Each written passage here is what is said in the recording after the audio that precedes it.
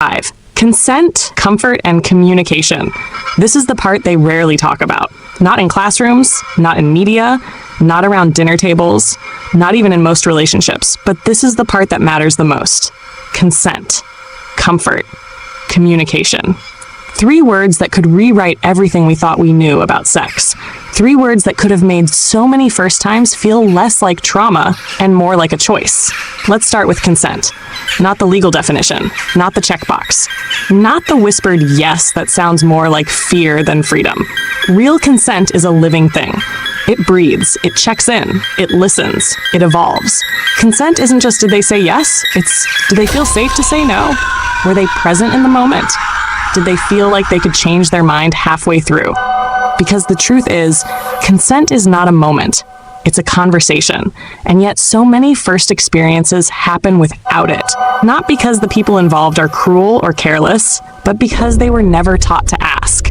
They were taught to assume, to interpret silence as approval, to read body language like it's a green light, to move forward and wait for resistance, instead of pausing to ask for permission. But sex isn't a guessing game. It's not a performance. It's not about intuition. It's about intention. And that's where comfort comes in. Comfort isn't the absence of fear. It's the presence of safety. It's feeling like you can pause, like you can speak, like you can be seen fully and still be respected. Comfort is the look in someone's eyes that says, you're safe here. The tone in their voice that says, we can go slow. The softness in their hands that says, I'm not in a rush. But how many people have had their first time in discomfort? Not because they were forced, but because they didn't know how to speak up. Because they weren't sure if it was supposed to feel this way. Because they didn't want to disappoint the other person. Discomfort often looks like silence, but silence isn't consent. Silence is often the echo of doubt, a signal that someone has left their body, is watching it happen instead of living in it. And without comfort, even consent can become coerced, because someone might say yes just to avoid saying no, just to keep the peace, just to fit in, just to finally get it over with. That's not real intimacy. That's survival. And then comes the last pillar, communication. It should be the simplest thing, but somehow it's the hardest, because no one teaches us how to talk about sex. They teach us to do it, to fantasize about it, to want it, but not to talk about it. Not to say, I'm nervous, I don't know what I'm doing, this is my first time, can we go slow, can you stop? We don't learn the words, so we don't use them. And what replaces conversation is assumption. Assumption that you know what they want. Assumption that they're fine if they're quiet. Assumption that it's going well because no one's crying. But communication isn't just for when something's wrong. It's for before anything begins. It's for checking in. How do you feel about this? What are you comfortable with? Do you want to stop? It's for the moment itself. Is this okay? Do you like this? Do you want to change something? It's for after. How do you feel? Was that what you expected? Is there anything we should talk about? Communication turns sex from an act into a shared experience. It builds trust. It invites feedback. It welcomes emotion. But we don't teach this. We don't normalize it. We treat talking about sex like it's awkward, when silence is the real danger. When communication is missing, one person leaves the moment feeling satisfied. The other might leave feeling used. One person might say, that was great, while the other walks away thinking, that wasn't okay. And this gap, this chasm of unspoken feelings, can leave wounds that last for years. Because the first time doesn't just shape your body's memory, it shapes your heart's memory. And if that memory is built on confusion, pressure, or silence, it becomes harder to trust, harder to feel safe, harder to return to that part of yourself without flinching. So what if we change that? What if, before anything physical ever happened, we gave people the words? What if we taught them that consent isn't awkward, it's essential, that comfort isn't passive, it's active, that communication isn't a buzzkill, it's a love language. Imagine a first time built not on pressure, but on permission, not on performance, but on partnership, not on guessing, but on grounding. That's what we all deserve. Because sex isn't just about bodies coming together. It's about souls staying present. It's about breath and trust and the kind of care that leaves no one wondering, was that okay? The power of saying, I'm not ready. There is a moment, quiet, small, easy to miss. It comes just before the decision, just before the yes, just before the moment when things could change. Forever. In that breath, that pause, that sacred space between now and next, there is a truth trying to speak, and it says, I'm not ready, but we silence it. Because we're taught that saying yes is confidence, that going along is maturity, that readiness will show up later, that nerves are just part of it, that everyone's afraid, so you just do it anyway. But that voice inside you, the one whispering, wait, the one asking, why now? That voice isn't fear, it's wisdom.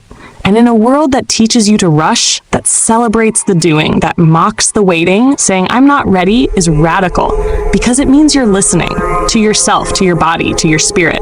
And it means you value your timing over someone else's expectations. But let's be honest, the pressure to say yes is everywhere. It's in your partner's eyes when they're hoping. It's in your friends' voices when they ask, you haven't done it yet. It's in the silence of parents who never gave you the words. It's in the media, the memes, the movies. It's in the way the world treats virginity like a deadline. So when you say, I'm not ready, you're not just pushing back against one moment. You're pushing back against the entire system that told you timing doesn't belong to you. That's why it's powerful, because it reclaims what was never supposed to be up for debate, your right to choose. And readiness, it's not about age or relationship status or what your friends are doing. It's about feeling safe in your skin, feeling emotionally grounded, feeling like this decision is yours, not one you're making to keep someone else comfortable. So many people regret their first time not because of what happened, but because they knew, deep down, they weren't ready. They said yes with their mouth, while their soul whispered no. And that split, that fracture between your truth and your action, leaves a scar. Because when you betray yourself, even quietly, even politely, even with a smile, it doesn't go unnoticed. It stays in the awkwardness, in the guilt, in the questions you ask yourself later in the dark. Why didn't I wait? Why didn't I speak? But this doesn't have to be your story. Because I'm not ready is a complete sentence. It doesn't need permission. It doesn't require explanation. It doesn't need to be followed by an apology. It stands on its own.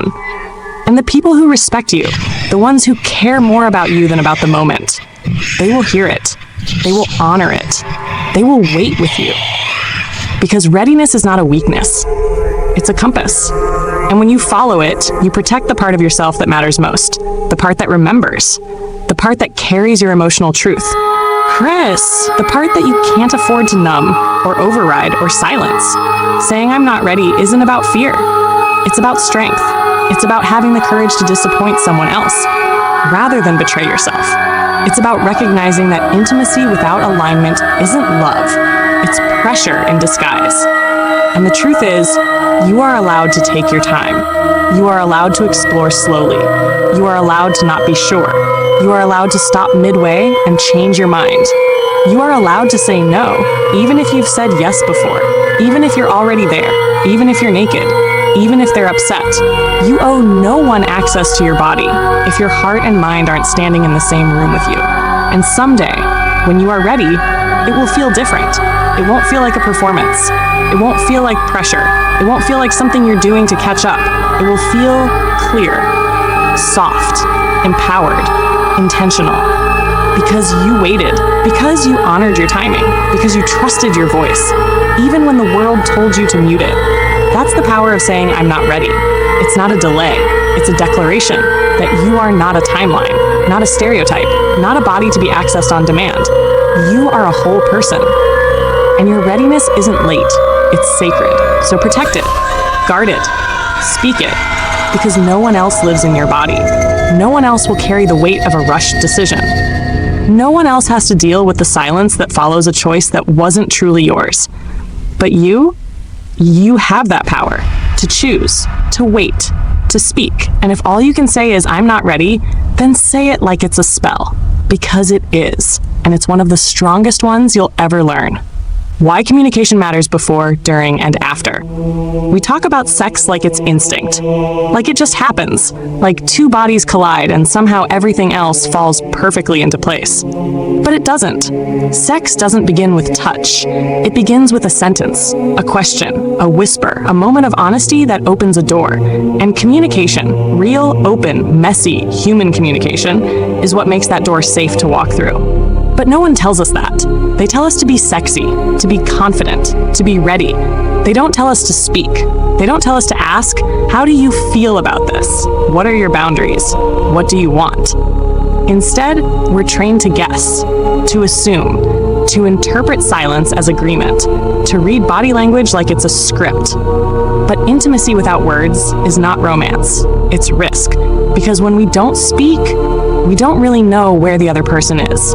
We don't know if they're comfortable. We don't know if we're crossing a line. We don't know if we're sharing something sacred or stealing something they weren't ready to give. That's why communication matters before, because the first yes should never be silent.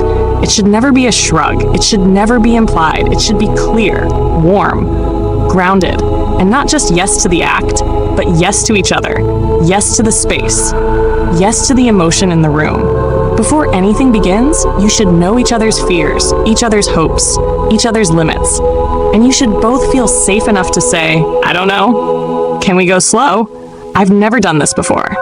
That's not awkward. That's honest, and honesty is the real foundation of intimacy. But it doesn't stop there, because even if you've talked beforehand, even if you both agreed, things can change, feelings can shift. So communication matters during too, because the body is not a machine.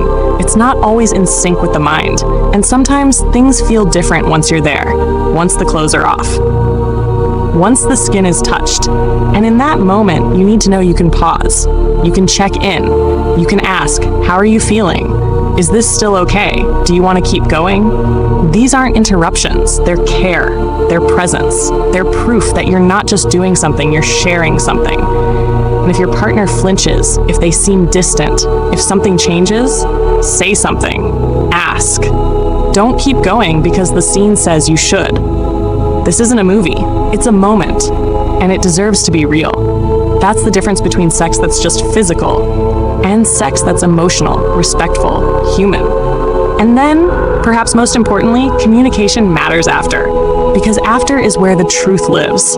It's where emotions settle, where questions rise, where the experience starts to make sense or doesn't.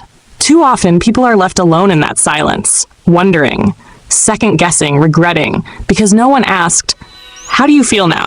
Was that okay for you? Do you need anything? The silence after sex can feel louder than the act itself, and if it's not filled with care, it's filled with confusion, with shame, with self-doubt. But a single conversation can change that. A warm word, a held hand, a check-in that says you're still safe here, you're still respected. That wasn't just about bodies, it was about trust. Because sex without emotional follow-through is incomplete, and often damaging. So we need to normalize these conversations, not just between lovers, but between friends, in classrooms, in families.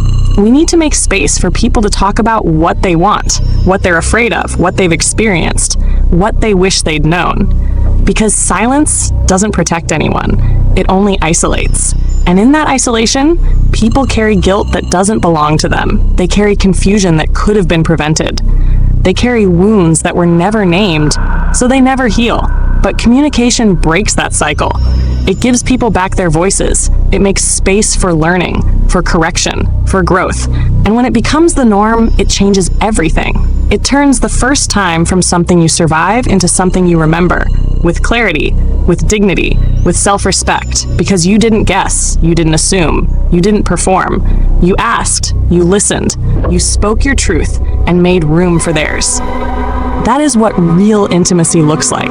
Not silence, not perfection, but presence, and partnership, and care, before, during, and after. Because in the end, sex isn't about what happens between your bodies. It's about what happens between your voices. And if you can't speak, you're not ready to touch. Building trust as a foundation for a healthy first experience. Before the lights dim, Before a hand reaches for yours, before clothes come off, or breath quickens, or skin meets skin, there is something more important.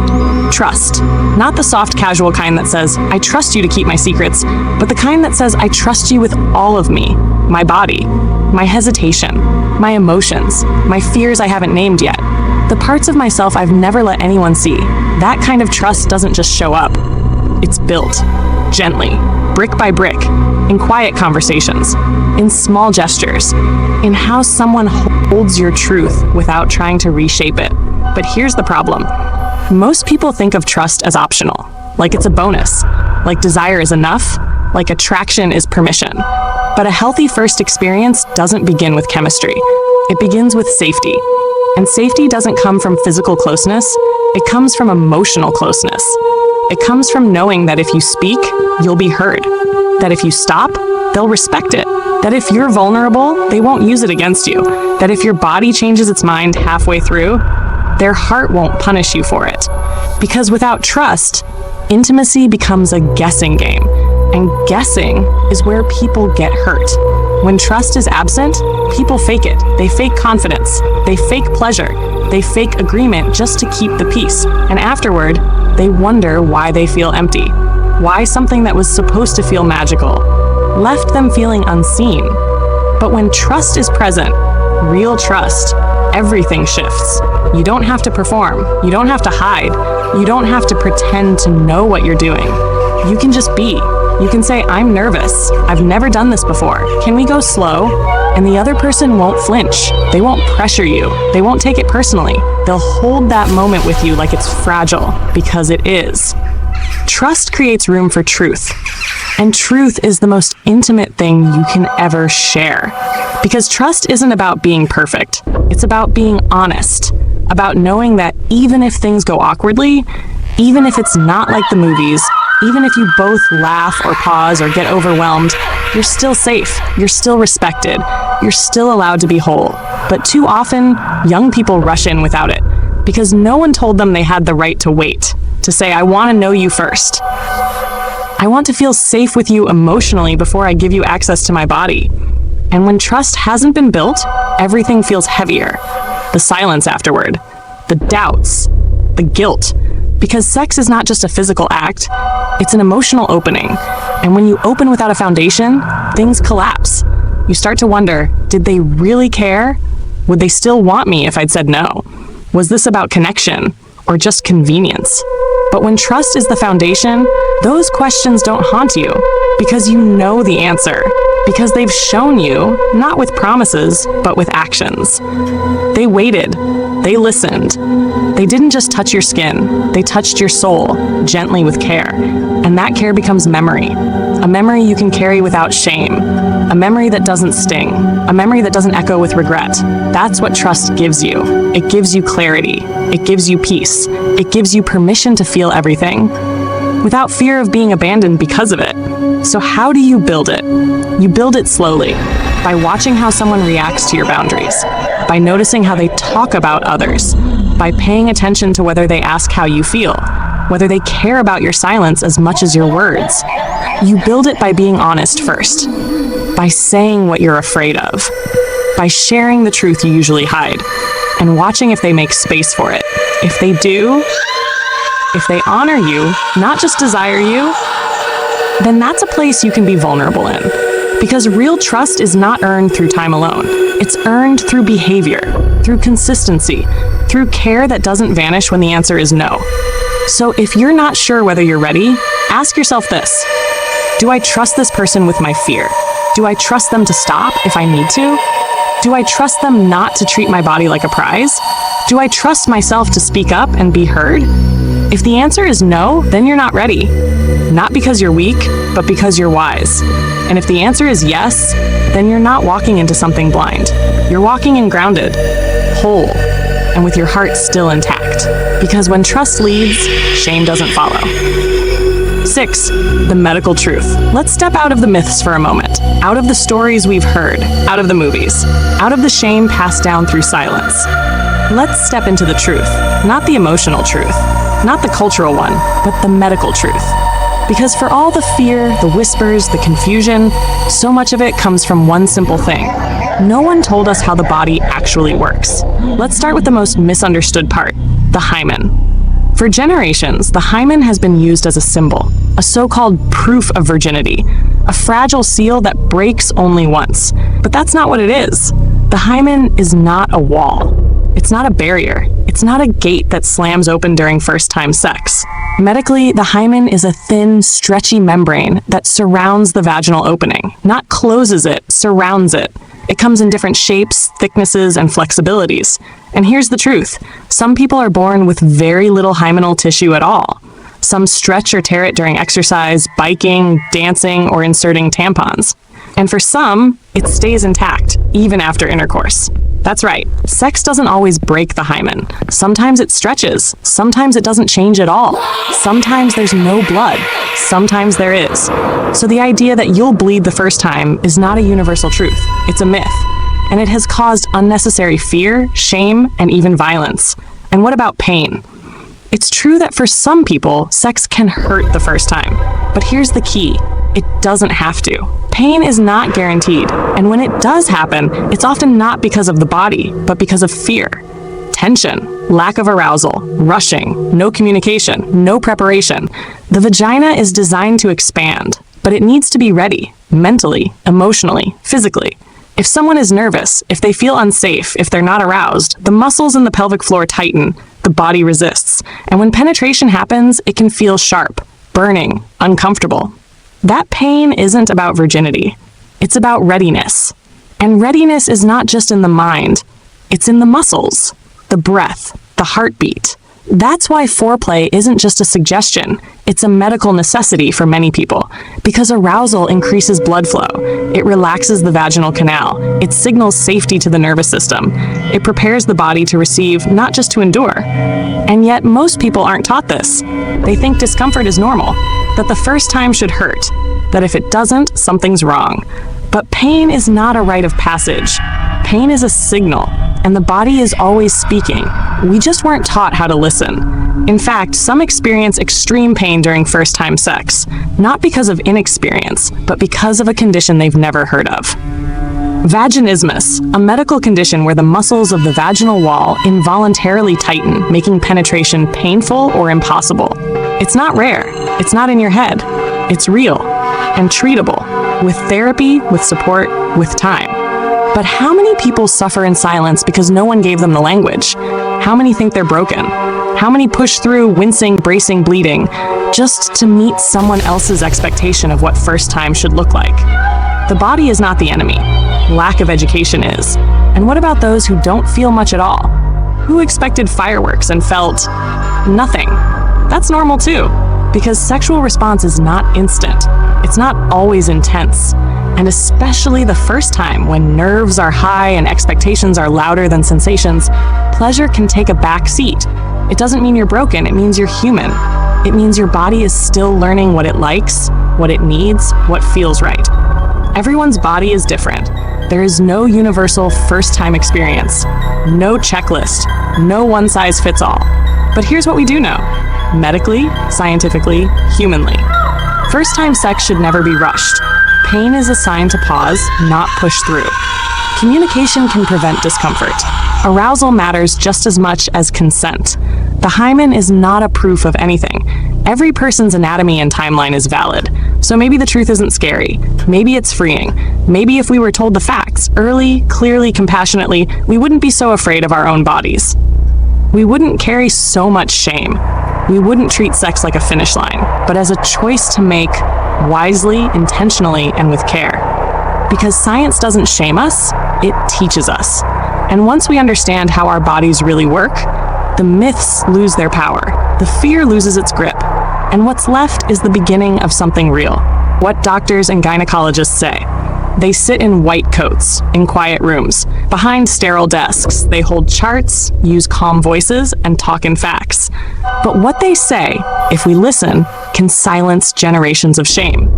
Because unlike the myths whispered through culture, doctors and gynecologists speak from truth, from bodies, from science, from thousands of conversations with people who come in afraid, confused, and full of questions they were too ashamed to ask anyone else. And the first thing they say? No, first-time sex doesn't have to hurt.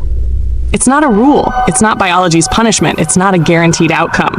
Pain is possible, yes, but more often than not, it comes from fear, from rushing, from tension, from lack of information, from trying to meet an expectation instead of honoring a boundary. What they'll tell you is this: the vagina is made to stretch. It is elastic, it adapts, it responds, but it is also sensitive to emotions, to pressure, to fear. So if a person is nervous, anxious, or doesn't feel safe, the vaginal muscles, especially in the pelvic floor, tighten. It's a natural defense mechanism. And when penetration is attempted through that tension, it can cause pain, burning, or even micro tears. And this, doctors, is avoidable with time, with preparation, with communication, with understanding that your body is not a machine, but a living, breathing conversation between mind and muscle. Thus, they'll also tell you something else, something no movie has ever mentioned. Bleeding is not proof of virginity. In fact, most gynecologists will tell you the hymen isn't even a reliable indicator of anything. It can tear from everyday activities, riding a bike, stretching, sports, tampon use, and in many cases, it doesn't tear at all during sex. Yes, that's right. Plenty of people don't bleed during their first time. And that's not just okay. It's completely normal. Doctors around the world are trying to break this myth. Because this one myth alone has led to forced examinations, to accusations, to shame, to violence in some cultures, to girls being told they failed their families because they didn't bleed on a wedding night. But medicine says there's no test for virginity, none. It's a social construct, not a biological fact. The hymen, they say, is simply a thin ring of tissue that varies widely from person to person, in shape, in elasticity, in presence. Some are thick, some are thin, some are practically non-existent. And many doctors today refuse to perform virginity tests because there is no scientific validity to them. That's the truth. But what else do they say? They say the most overlooked part of first-time sex isn't physical at all. It's emotional. They talk about psychosexual readiness, which means being emotionally prepared, not just physically curious. It means knowing your own body first, being comfortable with your own boundaries, feeling safe with your partner, and being able to communicate openly. Gynecologists explain that discomfort is often reported in patients who felt pressured, who weren't fully aroused, who were too anxious to relax, who didn't know what to expect and were too afraid to ask. So they stress this. First-time sex is not supposed to be a performance. It's supposed to be a personal decision, made when you feel calm, informed, safe, and completely in control. And they'll also warn, if pain is extreme, if it doesn't go away, if there's fear just thinking about penetration, there could be a condition at play. Doctors point to things like vaginismus, where the vaginal muscles contract involuntarily, making penetration painful or impossible. Hormonal issues, especially in people on certain medications or going through hormonal shifts. Infections or untreated conditions like yeast infections or urinary tract infections, which can make sex painful even without being a first experience. They say this not to scare, but to empower. Because when pain is treated like a mystery, people suffer, alone, in silence, thinking they're broken. But when pain is seen as something treatable, people find hope. People heal. And that's the final thing doctors say. Your body isn't something to fear. It's something to understand, to listen to treat with compassion. You're not weak if you need more time. You're not strange if it hurts. You're not a failure if you change your mind. They remind us, first-time sex should not be rushed. Your emotional state affects your physical experience. Being aroused, safe, and relaxed are medical factors. Talking about sex with your doctor is normal and encouraged. And bleeding, pain, or hymens should never be used to judge anyone's worth. Because you are more than a myth, more than what they didn't teach you. More than a line in a story someone else wrote. Your body tells the truth, and so do the people who care for it, if only we start listening to the right voices. Variations in anatomy and expectations. Every body is different, but no one tells you that before your first time. We are handed one script, one version of how it's supposed to go, as if everyone's body fits into the same mold, as if pain, pleasure, arousal, and response follow one universal path. But they don't, because anatomy is not identical, not between partners, not even among those who share the same gender. And when you understand this, you stop asking, "What's wrong with me?"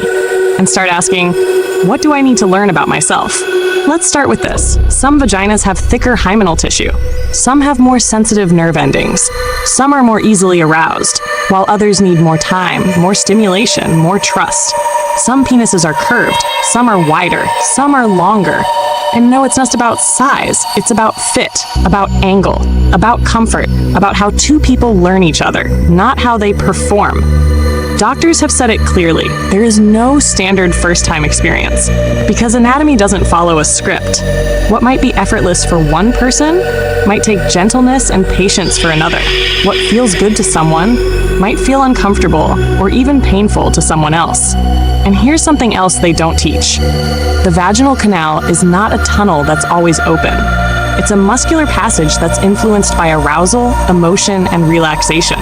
When someone is tense, afraid, or nervous, those muscles contract. And trying to force past that resistance, that's what causes pain, not some natural consequence of virginity. On the flip side, some people report no pain, no discomfort, and even pleasure their first time. Not because they're more normal, but because their anatomy and emotional state were aligned in that moment. That's the real truth. Anatomy and emotion dance together.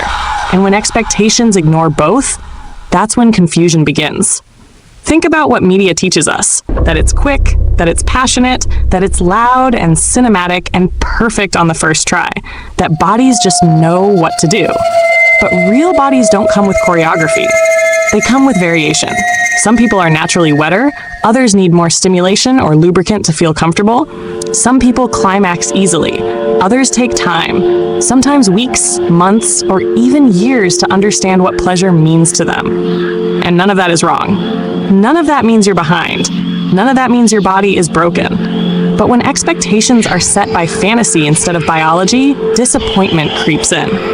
A young woman may think, why did it hurt so much when no one else said it would? A young man may think, why didn't she enjoy it? Did I do something wrong?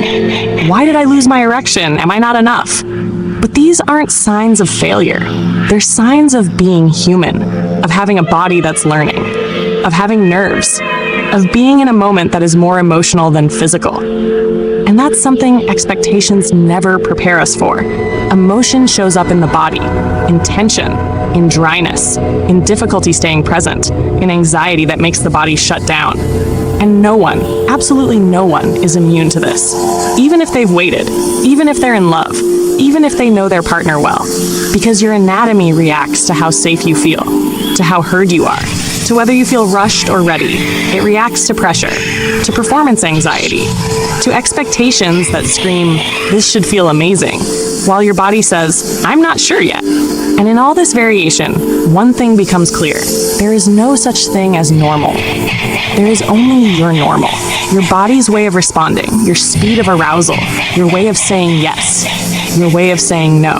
And the best way to prepare for a first-time experience is not to memorize steps, but to become curious about your own body, about your partner's body, about what feels good, what doesn't, and what needs more time. That's why communication matters. That's why slowness matters. Because when you realize your body might not act like the movies, you stop chasing someone else's version of intimacy and start discovering your own.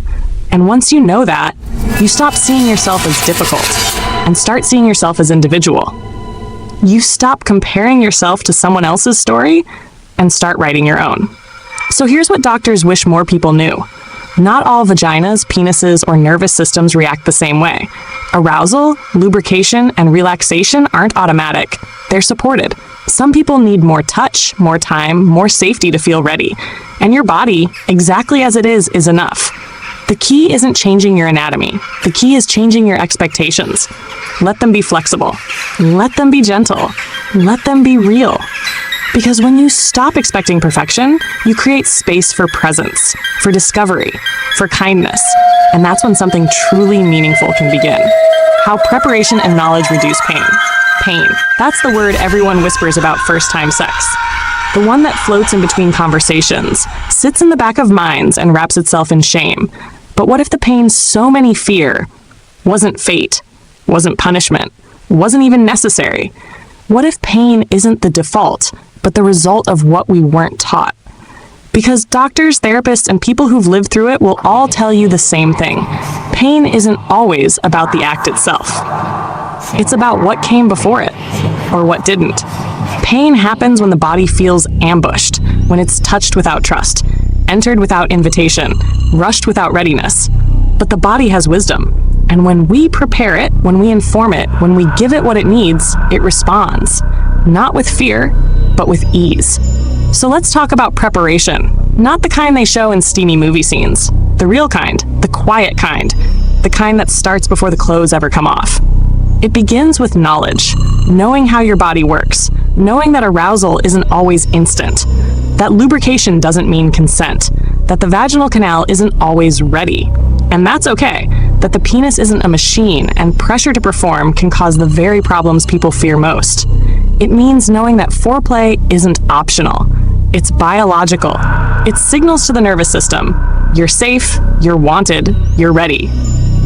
When you learn these things, you stop seeing your body as unpredictable and start seeing it as understandable. Because so much of the fear surrounding first-time sex is not rooted in the moment, it's rooted in ignorance. And ignorance is not your fault. It's what happens when sex ed fails you, when parents go silent, when schools focus on fear instead of function, when culture gives you scenes, not science.